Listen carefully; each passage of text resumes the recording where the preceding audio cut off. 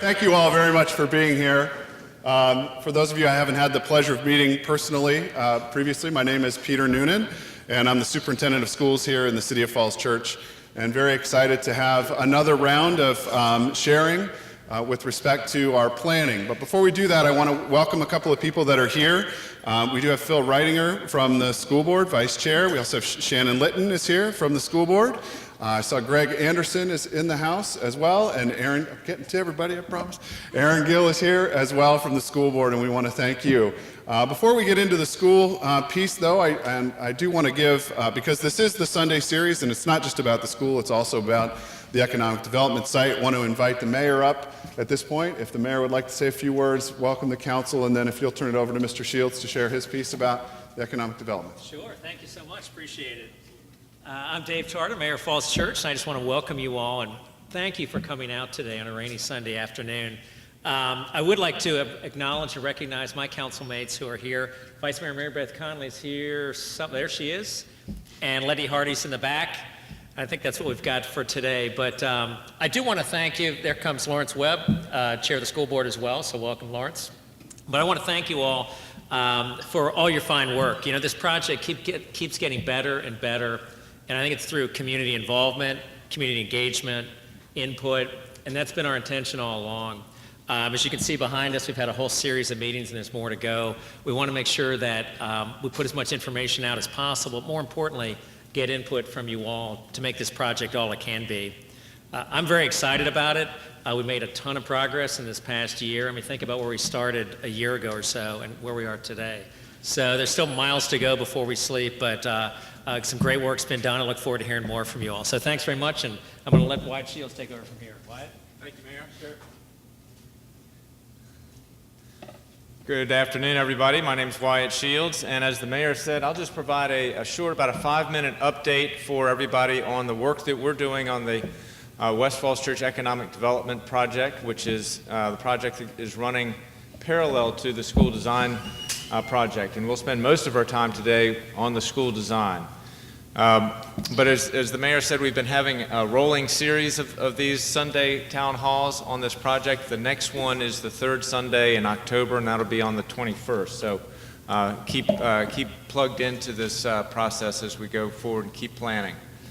So with the economic development piece of it, a lot of the backdrop of the reason we're taking 10 acres of the campus property, the land actually that we're standing on right now, to take that to market for private economic development is to help us mitigate the cost to the taxpayers of a brand new state-of-the-art high school. The voters approved last November $120 million of debt to be issued by the City of Falls Church for this high school. The annual debt service for that is about $6 million per year based on some of the assumptions that are shown up on this slide. That would be over a 30-year debt obligation. That's about 15 cents on the tax rate to meet that debt service obligation. So with economic development, our goal is to mitigate and lower that cost for the taxpayers, and at the same time, do some placemaking, bring in amenities and design, shared parking, shared amenities that will actually grow the community and benefit the community as well as help us pay our bills. That's what we've been working on for the past several years, and we're taking our steps now to implement that plan. So here, this chart has a lot of words on it, but if you sort of break it down, it's 3 columns.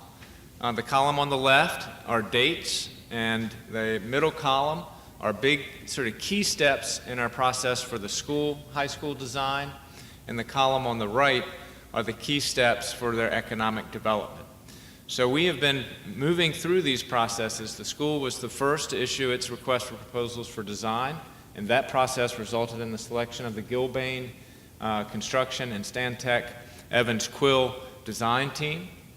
The city issued a request for proposals to the private sector for 10 acres of development. That was issued first in March, and then a request for detailed proposals in June. We received proposals in August, and we're right now evaluating those proposals. They're being done under the Virginia Public-Private and Education Facilities Act, and we are required by law to keep a lot of the financial information in those proposals confidential to protect their confidential material, but also to protect the city's negotiating position. But we do have executive summaries, and I plan to show those to you today. What we're all working towards is in May 2019, about 7 months from now, we want to have finalized a comprehensive agreement with our developer partner, and at the same time we'll finalize the contract for the design of the school, and then immediately after that we would issue the bonds for the construction of the school. But we want to have that economic development agreement executed before we take on the significant liabilities of the debt for the high school. That's been our planning principle from the beginning. It's a 2-year construction process, and the school is intended to be open in 2021. During that 2-year period is when the private developer will be getting their site plan approval, get their financing. The new school would open, and then the economic development construction would begin likely in the summer or fall of 2021. So that's the overall schedule that we're working on. So as I mentioned, we issued a request for detailed proposals for the economic development. We received 2 proposals. We had down selected the 6 initial people who put in down to 3. And of those 3 that were invited to participate in the detailed round, 2 did so. Their executive summaries are posted on the city's webpage. But here's sort of a quick overview of what has been proposed. The EYA, PN Hoffman, and Regency team has a site plan that is basically aligned here with the new high school, which Gilbane and Stantec are designing. But the 10-acre site would have a promenade in the middle, a mixed-use project here, office here, hotel and civic space here, and then this is a phase 2 concept in this area with office and condos. This project does feature a shared parking deck, and that's shared parking is something that we're working through the details on, and there's obviously going to be a lot of details to be worked out on that, but that is the way that the EYA team has put forward that proposal.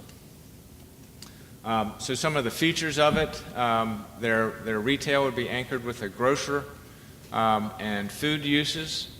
They have approximately 391,000 square feet of office space, some of that coming in the second phase. A hotel, approximately 288 apartments, 245 condos, 31 affordable housing units. They have a senior housing component to the project and approximately an acre of open space, and that's that central promenade that I described earlier. The other proposal is from the Rushmark HIT team. Their layout has an office building on this corner, multifamily in these components. They have a hotel fronting on Broad Street. Their plaza or open space is on the back here, and they have that tied in with a proposal that they've submitted to Virginia Tech concurrently to their proposal to us. Virginia Tech, upon receipt of this proposal from Rushmark, which was an unsolicited proposal from Virginia Tech's perspective, they then issued an invitation to others to provide proposals for the redevelopment of the Northern Virginia Center. And I'll just note, WMATA also is going through a rezoning and comp plan amendment for its approximately 24 acres around the West Falls Church Metro site. For both of our neighbors, we've been speaking with them for a matter of years to tell them about our plans, and we've encouraged them to think progressively about their future opportunities on their property as well, and they're doing that. And we're not coordinating on the details yet, but we will be doing a whole lot more as these are big institutions. They have to go through kind of all of their internal decision making, but we've encouraged them to join us in planning for the site at the same time. The Rushmark site, about 148,000 square feet of retail space, anchored by a grocer and a gym, 150,000 square feet of office, a hotel, approximately 750 apartments, 120 condos, 57 affordable units, and 3/4 of an acre of open space in the Rushmark proposal. So again, these are just high-level summaries. These are available on the city website. We have an evaluation committee that's meeting right now that's composed of school board, city council, planning commission, economic development authority, and staff members on that evaluation committee, and we have a commercial real estate advisor that's working with us as we consider how to evaluate these properties, these proposals. There are basically three big areas that we're working on in terms of our evaluation. One is, what is the value to the city? And the detailed proposals, they need to present what they would pay for the land and what that deal structure would look like. We're evaluating on the quality of the development program, and we're evaluating it on the execution and risk components to their project. How feasible do their projects look? One other note, and we've mentioned this in the last meeting that we had, but we have received a grant from the Northern Virginia Transportation Authority. Many of you, perhaps in this room, helped lobby the Northern Virginia Transportation Authority for this grant, but it's approximately $15.7 million in funds that will help us make the site more walkable, improve access to the site, improve throughput through the Haycock Road Route 7 intersection. Those are some of the kind of the key components of what we intend to use those grant funds for. So that's what I wanted to provide an update for. I'd be happy to answer any questions. I don't know, Peter, whether we're doing questions now or whether we should wait to the end of your presentation. Want to do some questions now for Yeah. and then So we're going to turn it over for school design in just a moment before I give up the lectern. Any questions for me? Yeah, we'll go here and then there. Yes. Hi, I'm a Fairfax County resident, live right over on Albany Street. Welcome. Thank you. What's the connection with the county government and the people who live nearby who are county residents? So we are working with county staff on our planning. We've been keeping them informed every step of the way. The county board was helpful to us in getting the NVTA grant that I mentioned just a moment ago. And so we're trying to do all of our planning together, and particularly the transportation impacts. We need to go through VDOT for what's called an 870 review for our rezoning for the 10-acre site, and that's being done in close coordination with Fairfax County so that they know, what it is, what kind of densities and things like that we're proposing. But we want Fairfax County neighbors to be able to walk to this site safely and easily, and we want to try to mitigate any traffic impacts on our neighbors as well. Yes? I'm Chris Thompson. So the city authorized, it's a little bit of a complicated financial question, so you take it where you want to take it, but the city authorized a $120 million bond referendum to pay for the high school. The city, so far as I know, did not authorize the 10-acre land sale offset that $120 million. We're doing that because it makes good financial sense from a financial management perspective. Can you tell us how much of that $120 million is being reflected by the 10-acre land sale? Well, I can't yet because we're still in the middle of our discussions with proposers. So that's still to be seen. In our planning and what we described in the referendum is that approximately 2/3 of the cost of the bonds, if per our modeling, is what we were shooting for in terms of mitigation of cost to the taxpayers. So about 1/3 will need to be paid for by the taxpayers, and about 2/3 we're hoping to have the debt service be taken care of through economic development. That all remains to be seen. I think we're on a good track, but we've got a lot of steps to go through before we've confirmed that. Correct, and we've stated a preference for lease, and the proposers have responded, with that as a feasible option. Yes, Corey. Why did the third group of the down select not respond to the RFP? We were informed by them that they were not going to respond, and their reasoning simply was they just, in terms of the number of projects they already had in queue, that was the reason that they gave us. But we have two very good competitive proposals, so we're pleased with the process that we have. Just a comment that jumped out at me from the Falls Church, more focused on the school as a parent. One concern that I've seen there is that the development agencies not leverage the schools as a crutch, saying this is separate from the schools.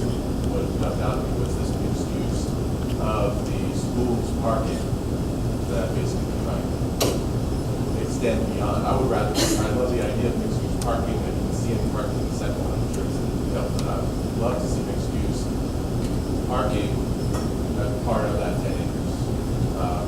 But what I saw there was an encroachment beyond the 10 acres. I think I have a good perspective of that. You're going to have a bunch of businesses, you're going to have a bunch of people there at the same time as schools. We're looking to generate, turn the school into more of a community. But developers shouldn't be relying on that. They need to figure out within their campus. Well, so the question is about shared parking, and we will expect that the development community is going to take care of the parking on their own site. The question is to what extent can we have, for football games, prom night, for graduation, for big events, can we have shared parking on the private development side? We've got a lot of work to do in that area, and I think we're going to make progress in that. But all these details, I think, are, we need to work those out. But, yeah, that's right. Yes. Is underground parking and the commercial parking part of the plan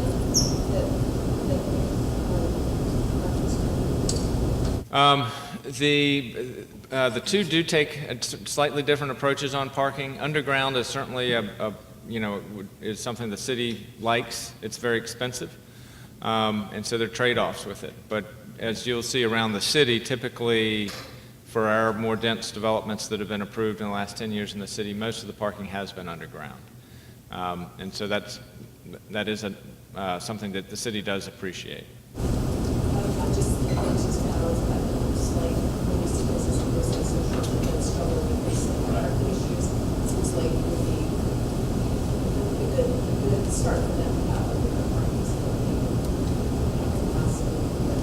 facility. Yeah. And I think the private developers are all very keen to if their project is going to be viable in the marketplace, it needs to be adequately parked. And they have a very keen eye towards that as well. So one thing that I should say about this process, the city's intention is to execute an interim agreement with the top-ranked proposer. Then the top-ranked proposer will have a due diligence period, but they'll also submit an application for the zoning and the special exception approvals that would be needed for the site. That will be a very public process that we're all familiar with. That will go for all of our boards and commissions. It'll be have formal recommendations from the Planning Commission and lots of public comment on it. And so once we get to that step, I think we'll have a much more fulsome discussion with the community about the details of how this all is going to, the private side is going to work. Yeah, Christine, and then here. What the impact is of all the housing on this property as well as what that would have in terms of impact to our schools? We are doing, so the question is about the school generation from the site. And so we're doing that analysis right now, and we'll have those numbers soon for the public. Obviously, anytime you have a residential use, there are impacts on the schools. We have been factoring into our school capital planning the expectation that this 10-acre site was going to have a residential component to it, and so we're sizing our school facilities with that in mind. But that's something that I think we're always sensitive to. The development team has a firm use of the land, correct? They have a period in which afterwards the land comes back to the school. They're 99 years. So the question is on terms of the land transaction structure. The city's preferred structure would be a land lease so that the land would revert back to the city at the end of that lease. Typically, for investment of this scale, a 99-year lease is what would be market standard. Is that what both teams have presented? That's a kind of part of the confidential aspect of it now, but that will become public soon. Yeah. Okay, so I'm going to get the hook now, and I'm going to turn it over to Dr. Noonan. Thank you. Thank you.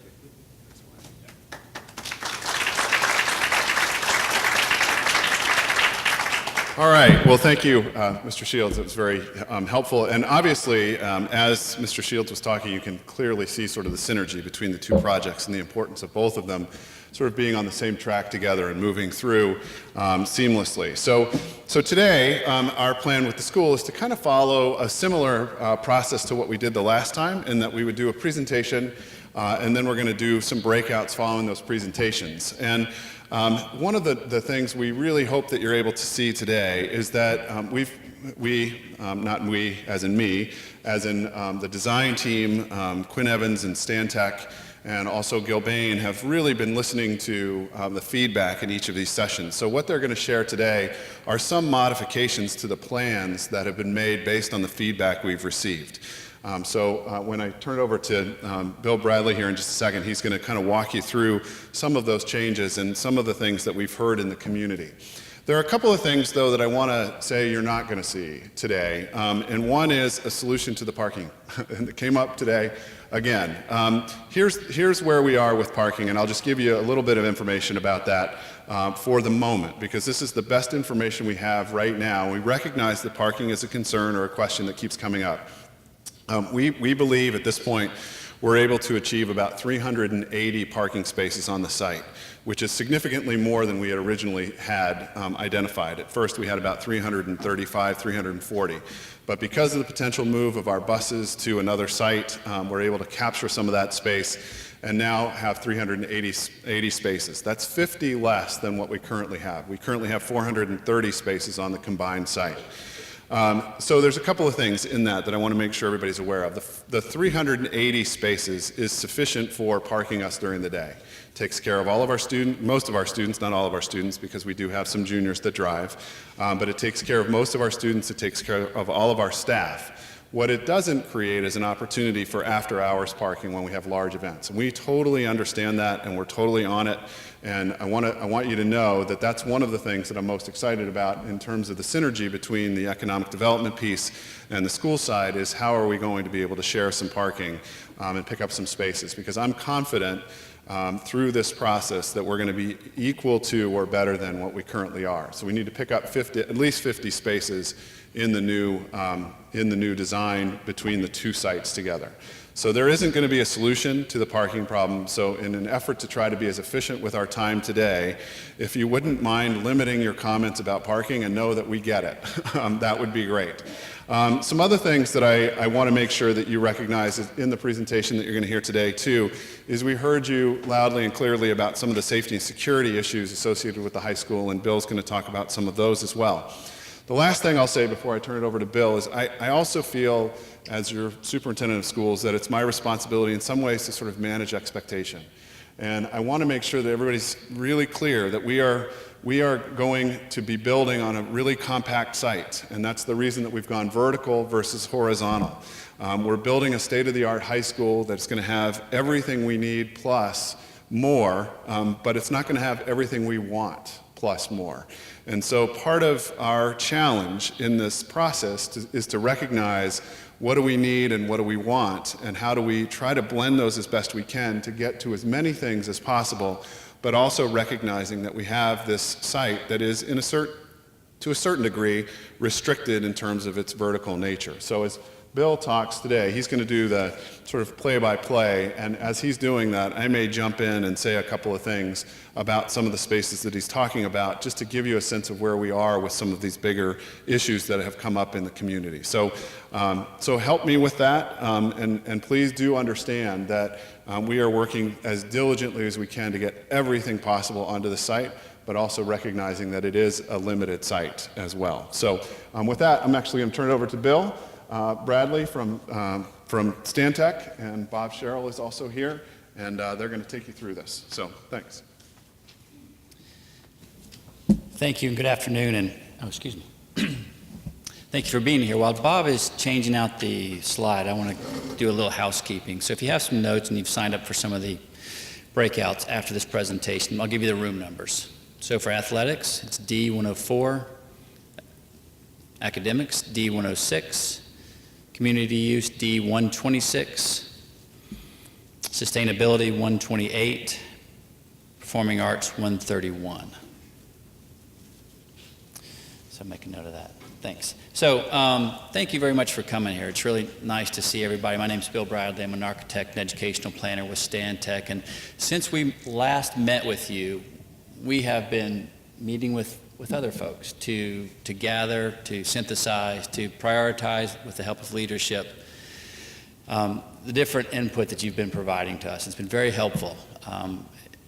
The groups that we've met with, I think you are familiar with some of them. Most recently, we met with your admin, your guidance, and your athletics to work through a few things. But here's just a list of all the ones that folks with whom we've met, and I just want to put that up here and give you a moment to look at it, because I think it's important to understand that your key stakeholders are providing input as we refine the program and adjust the design to reflect that new program. So just take a moment to see the groups that are being presented here.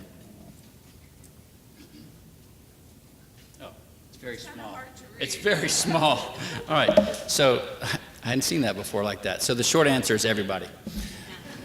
And I say that tongue in cheek, but it really has been very comprehensive. We've been having about 6 or 7 meetings a week, hour-long meetings with different stakeholders who've brought their input, their expertise to bear on this project, both looking at plans and ideas we've had, but providing their own. It's been very helpful for us. It's been very eye-opening, and as you'll see, and what we're going to do in a second here is walk you through the plans, the site plan, and all the building plans to show how the feedback that we're receiving has been incorporated. So we're going to do that. Dirk Jeffrey, who's the principal in charge of the architecture with Stantec, is going to come up and walk you through that. But before he does, I want to share with you some of the key messages that we think we heard from you. And I'm not going to parrot everything that you said in our last breakouts or all the things that were on the sticky, but I just want to highlight a couple of things for each of the groups that we heard and give you some cues to look for as we walk through the plans. So for academics, what we heard loud and clear is that you're doing some very innovative things here, but to some degree the building is limiting your options, and that as you take those to the new building and begin to do new and other things, that you want a wide variety of differentiated spaces to support differentiated learning. And then we also heard that as much as that's true and very specific, you don't want the building to paint you into a corner. So what you'll see when we go through the plans, for the academics in particular, is a wide variety of spaces to support a wide variety of activities. And you'll also see that the building is laid out on a very regular grid, that the classroom module, which can be doubled to reflect a flex lab or cut in half for breakout spaces or individual study, is laid out in that way so that you can change the building in the future, that it can evolve as... Can't hear me? I'm sorry. How about if I just grab it and take it up? Is that better? I'm sorry. Nobody wanted to admit it. I want to admit that I can't see you right now. I don't have my glasses on. So anyway, it's a regular grid and provides flexibility over time, which I think is very important. For athletics, you wanted a wide variety of spaces, amenities, certainly upgrades on what you have, but more than what you have. Better. And you wanted access not just for your athletes, but for your fans and also those who were visiting. And then you wanted to reflect the spirit of George Mason. And you'll see that in everything from Mustang Way to the Hall of Fame space that's been provided for that. And so as you look through there, particularly on the first floor, you'll see a highly articulated locker room plan that, with the help of Julie, reflects a balance between the seasons, the sports, gender equity, everything from where do the officials go at halftime of the football games in the fall, 4 times a year, and how do they shower afterwards. And so with her help, 9, they come here 9 times? Well, at any rate, they've got a place to shower. 5, okay. They have a place to shower. Ways to accommodate multiple events on the fields and in the building at the same time and provide clear separation, access, and control. And then, of course, places to curate the fan experience and promote your legacy. Very similar ideas for community use that you expressed. Wanting to have the building and the site accessible to the community, and when it's accessible, making sure that the access is controlled and safe. And then continuing the legacy that you have here at George Mason. So what you'll see is a wide variety of venues for the community to use, be it outside or inside. In fact, the second floor, as Dirk Jeffrey will talk about, is a living room for the school, but it's also a living room for Falls Church. And the ways in which we have strategically placed control points to permit or limit access to those spaces as appropriate. And then places around the campus and in the school to accommodate your legacy items that you've shared with us. Performing arts, we heard loud and clear you don't like the black box on the second floor. Gone. Downstairs now with the performing arts suite, so you see a collective performing arts suite. That there wasn't a desire, actually I think this was expressed by the teachers, for a keyboarding and recording studio. Okay, that's in there now. And then the idea of trying to optimize the experience for both the patrons and the performers. And so you'll see all that when we talk about the auditorium. You'll see that we're trying to balance the area for the stage, the orchestra pit, the support spaces in the wings, and the seats for the patrons. Sustainability was a big one, and you've talked about your desire to limit not only the cost to operate the facility, but also its environmental footprint. The desire to model best practices, and what we interpreted that to mean was that as the kids are studying sustainability in their textbooks and they're being taught these, that you want the building to reflect those best practices. You don't want the building to be a contradiction to what it is they're learning.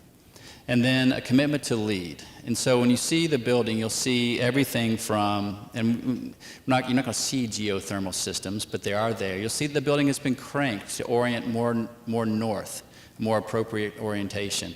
And you'll note, and you won't see it, but you should note that there is a commitment to lead gold and to pursue net zero energy ready facilities. And then lastly, safety and security. Concerns about limiting access to the building, concerns about the ability to lock down the building, and then there were concerns about bullets penetrating glass in the building. And so what you'll see is a very strategic approach to access to the building, okay? Limiting people into the building, controlling them, and then once they're in their building, if it ever has to happen, the ability to lock the building down very quickly in a way that segregates the students and provides safe egress from the building.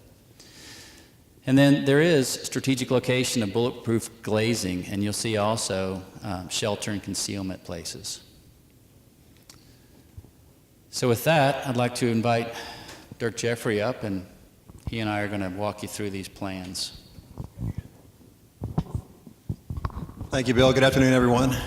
Thank you for being here. We're very excited to share with you the refinements, the improvements, the changes, the modifications that we're making to the design being the concept of design that was submitted 4 months ago. And everything that we're going to share with you today has taken place over the last 6 or 8 weeks in parallel to and in response to the feedback that we received from all of these stakeholder meetings. So this is happening very quickly. A lot of it's taking place very quickly, and yet we feel very good about where we are based on the feedback that we've received. It's a very large, complex building, and yet things are shaking out very well, and I'll walk you through quickly. In the past, we've talked about design primarily in terms of 3D. We've talked about the videos, the animations. All of the floor plans of the concept have been on the website. Today, I want to talk about the current floor plans relative to the concept floor plan. It can be difficult in a floor plan to visualize space, and yet that's what we're going to ask you to do. And so we'll go quickly, and at a subsequent Sunday series meeting, we'll be able to present the revised design three-dimensionally. But that's not where we are today.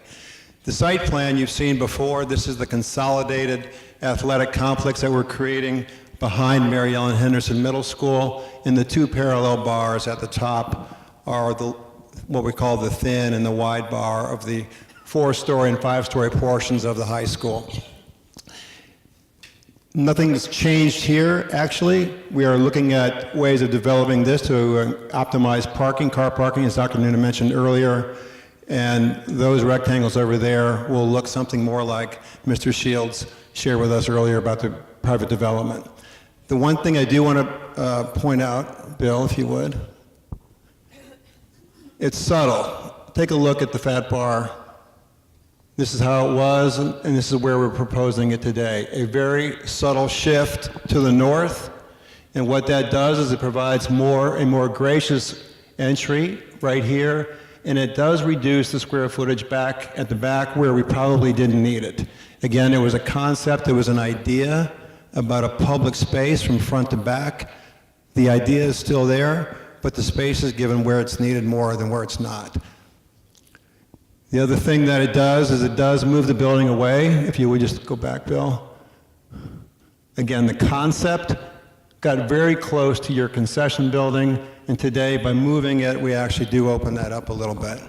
Very subtle. If I didn't point it out, you wouldn't know it in the end when it's built. 4 degrees is very difficult to discern once it's in place. So that's where we are today with the building. All the building plans that you see today will show a 4-degree cant of the wider bar. It is. It's orienting the building to the north, which will actually help with some of the concerns about glare that were raised as well.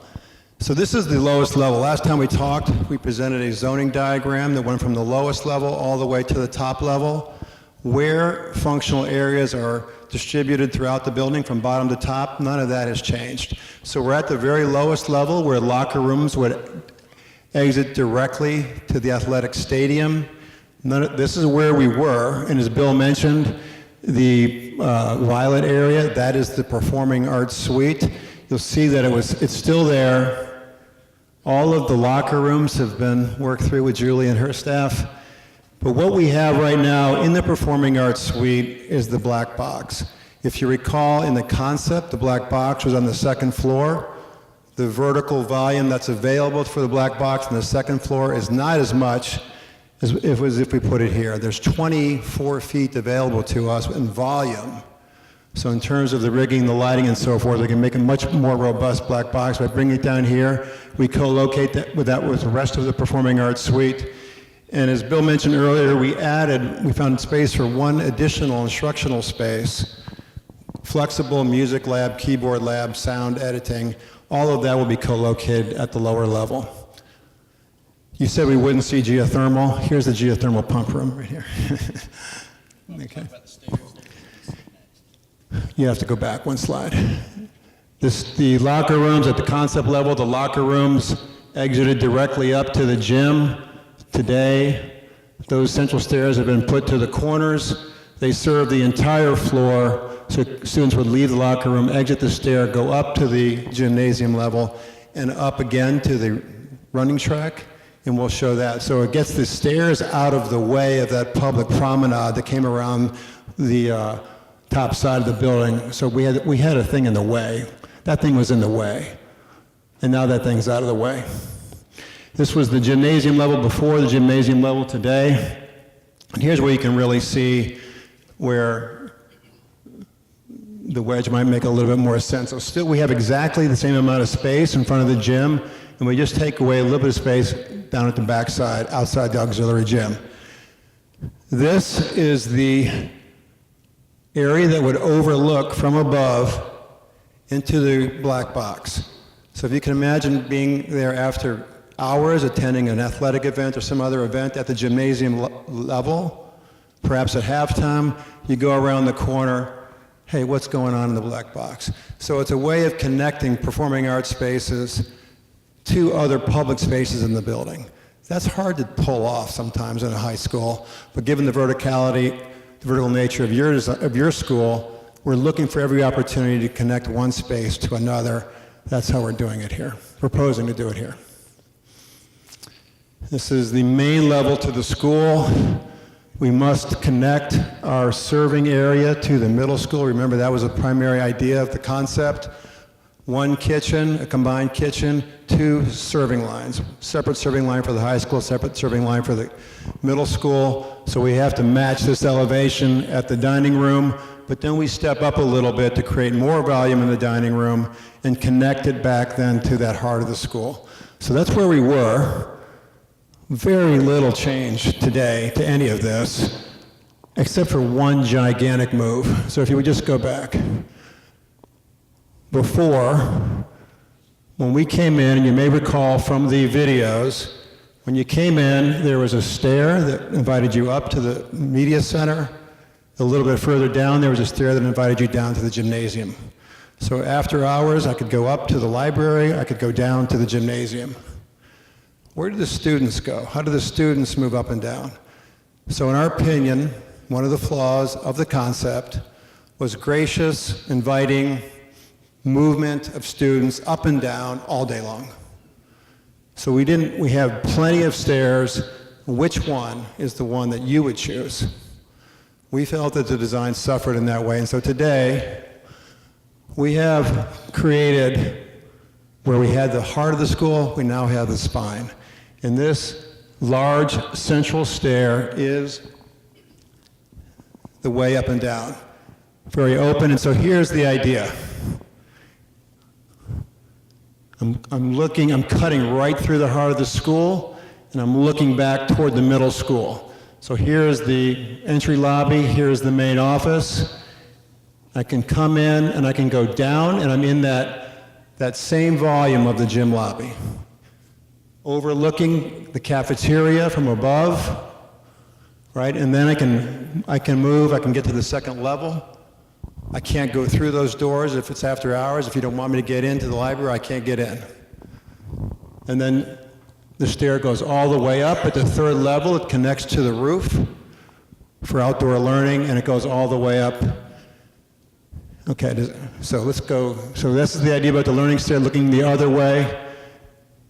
It goes all the way to the locker rooms, but again, you come in the front door, you traverse the heart of the school, connect to the spine of the school. That is one major move that we made to the design to improve student movement throughout the school. This was the second level before, and this is the other area of major move. Before, the guidance was on the second floor. Right above the, I said guidance, counseling. Right above the main office. And throughout the meetings, we have learned that guidance, counseling, and administration, the real synergy now, they're going to be on the third floor. You'll see that in a moment, where a consolidated student services suite then is right adjacent to the students that they serve. So rather than being on the first floor and students being on 3, 4, and 5, the student services suite is now on level 3. What that does, and by getting the black box to the lowest level, it opens all of this together with the makerspace and the broadcast studio. All of this is now the community-oriented living room. So this is not yet designed, but this will be one of the most vibrant and exciting public community spaces in the building. We're very, very excited about the opportunity of the second floor. There is an element in the program for a meeting room, a classroom connected to the media center. Where we're locating it now, we're proposing to locate it, is right over the front door. So when I come in, I have to pass through a vestibule, secure vestibule. 16 feet above me is the floor. On top of that is what could be a community meeting room. It's a program area for media center, but after hours, it's very convenient for a community meeting room. So if you can imagine coming to your school and seeing all of this activity from all the way across, I mean, what I think would be a very, very inviting entry to your school. This was the third level prior, and then levels 3, 4, and 5 will go very quickly. So again, here's the stair coming up. This is the learning stair, if you remember from the video, that double height, that amphitheater, that's right there. And so this area in pink, that is the Consolidated Student Services Suite. Those are the counselors and the assistant principals as well. Everything that's in light blue is academic space. So as we move up, let me talk about a couple of the moves that have been made in response to concerns about security. So the stair, as I mentioned earlier, there's a balance between making it inviting and limiting access up and down the building. So the idea right now is not to have doors at the main level, but if I got to the second floor, I can't go any further. At every level, I can't access that level once I'm in that stair. If I'm in the gym lobby, I can certainly, from the first floor, I can see who's down there because it's a straight shot, line of sight, very direct. Once I'm at this level, Each of these wings, they're not showing yet, each of these wings will be entirely secure from this core, the central core area. And so by design, we can provide early warning, transparency, eyes on the street, glass visibility, provides early warning if trouble's coming. The other thing that we can do is we can create areas of refuge. So safe areas, barriers, as Bill mentioned earlier, that limit access. So floor by floor or sections within a floor can be controlled so that I can't get through, I can't get in.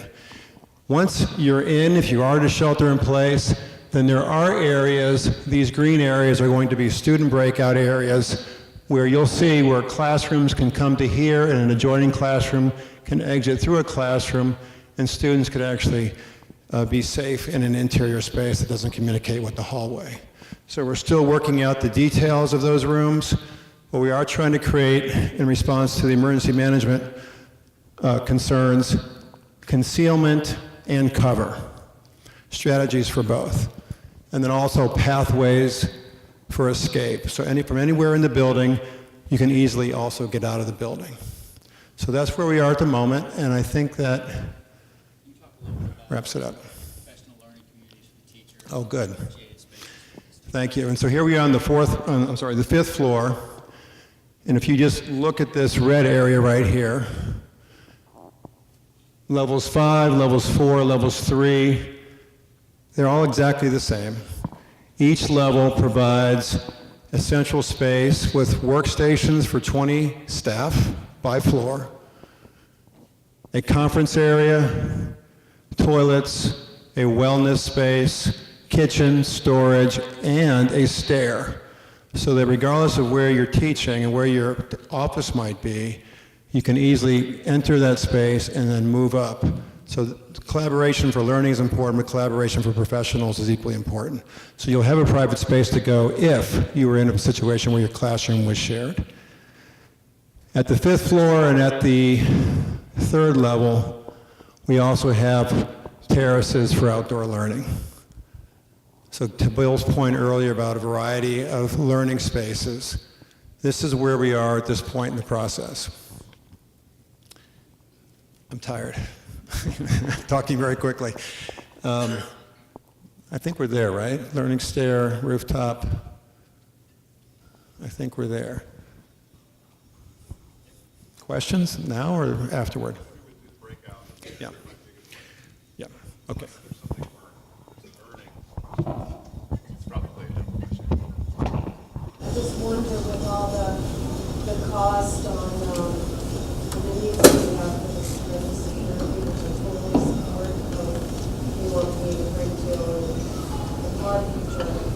I wonder if there are any grants that are thinking about. Yeah, I had mentioned that at a Sunday series a while back. We continue to look for grant funding, not unlike sort of the transportation grant that the city general government received. We continue to look for grants. The Department of Justice put one out not too long ago. We kind of are looking at, but typically those grants are not necessarily for hardening of schools. They're more for programmatic things like psychologist services, school counselor services, and the like, which are equally important.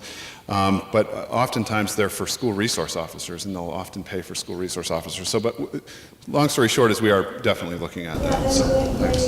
Help to advocate for that because most places are not really building schools. Right. Yeah. So we do feel like this sort of brings together some safety pieces that have been brought up a number of times, and I think that limiting and sort of stopping people from being able to go up and down is really an important component to this design. If you think about, and this is sort of not an epiphany for me, but something that sort of came up the other day that just sort of made sense. So this staircase, as described, is sort of the spine, like as a vertical spine of a human being. When we're building vertically as opposed to horizontally, when we're in a horizontal building, we try to cordon off areas, sections. Now instead we're trying to cordon them off vertically. And so this design, this spine allows us to do that. So we're excited about that. I want to, yes? Since we're on the spine, kind of taking a look at this from a flow perspective, you've done an analysis of when that school bell rings and students come out of those rooms and the flowing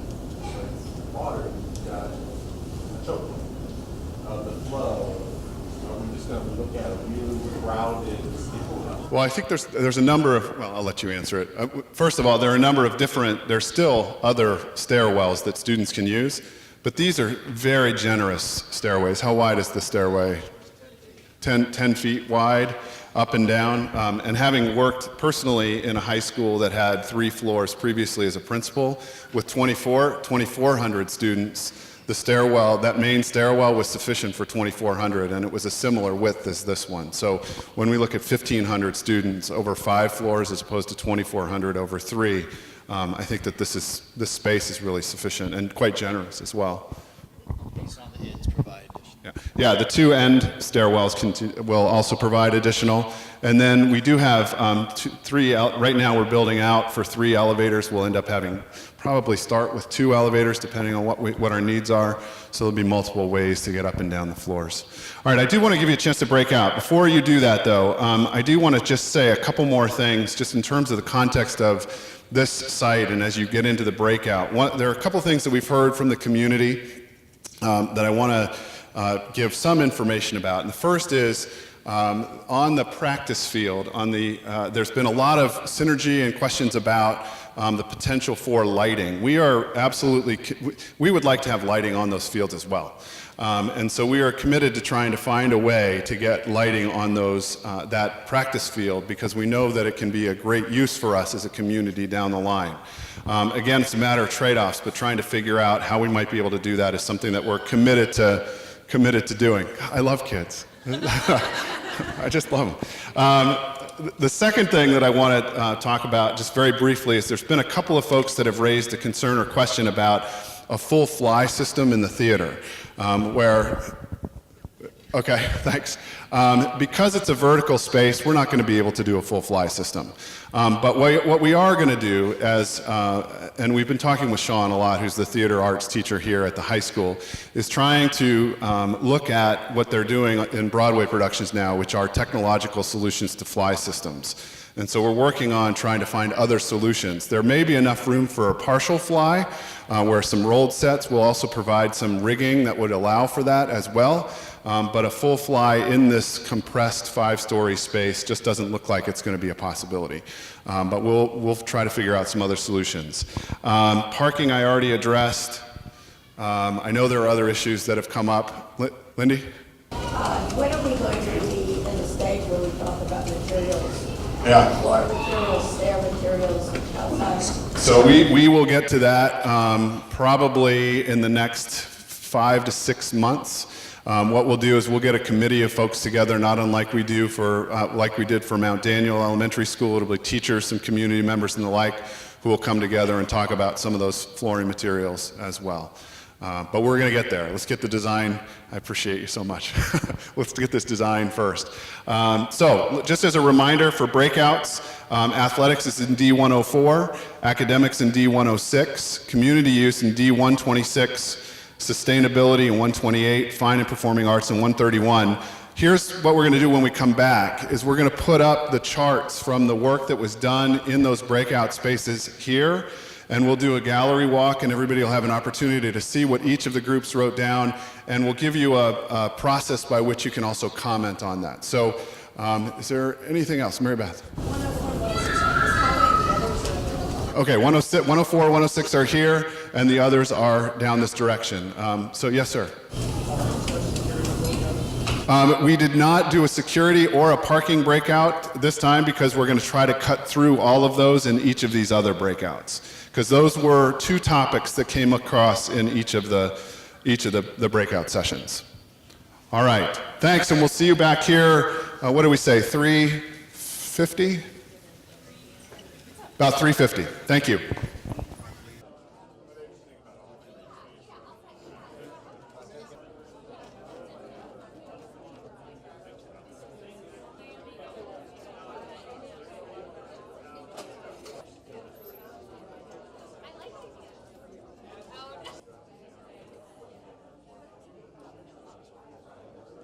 On behalf of the city manager and myself, I want to thank you for being here today and participating again in the feedback session. My hope is that it's evident that we're listening, that we're taking your feedback and we're refining and tweaking the design based on the feedback that we're receiving from you. I also want to say thank you for those of you that put some sticky notes in the blank strengths boxes over here, because I know that there are some strengths in all of these. We tend to sometimes, I think, focus on the negative or the challenges or the weaknesses, but do want to thank you for that. We have two more big community events around this work, and the next one is this week on Wednesday. I think it's Wednesday. I should double check. Yes, thank you. It's a joint PTA meeting. So the elementary and secondary, middle and high school PTAs are going to come together, and we'll be here at George Mason in the auditorium this time to do the presentation.